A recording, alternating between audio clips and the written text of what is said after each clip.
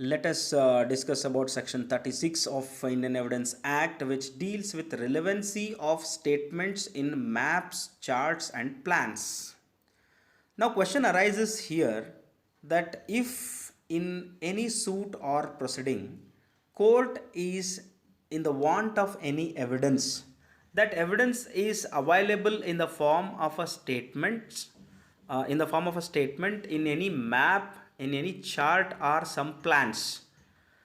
Whether such maps, charts and plans are relevant evidence or relevant facts before the court of law. This is the question.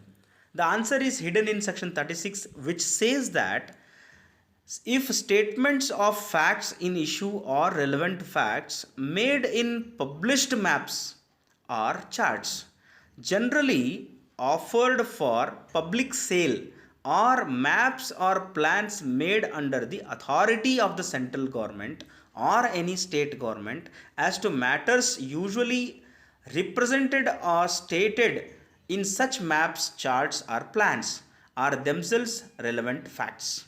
As I was discussing with regard to section 35, I clearly told you some of the public departments, some of the government departments which are having some public records, those records are maintained by them, which are relevant in the court of law. Similarly, if any department is having certain maps, charts and plans maintained by such government department, prepared by the officers or specially expert engineers who are performing the government duty, if they have prepared such plans and plans have been published by the government, and also if they are available for the public sale or public availability, then in that case such maps, charts and other plans maintained by the government departments or authorized officers will become relevant facts.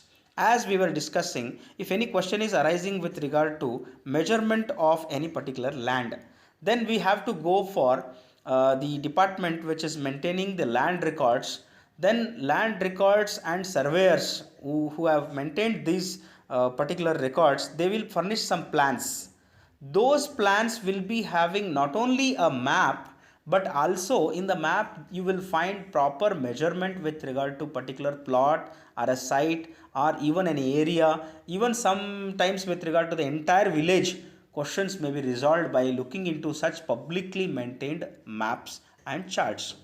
If at all any question is arising with regard to name of any street which is already maintained in public maps, that this street is X name of the street is X, then if there is a dispute arises with regard to any such name of the street, it can be easily resolved by looking into the past documents maintained either in the independent India or even at the time of British era. What was the name of this particular street? If the documents are available, easily it can become relevant document, and that relevant document is sufficient to decide the question with regard to the name of a particular street. That is what is section 36. Thank you so much.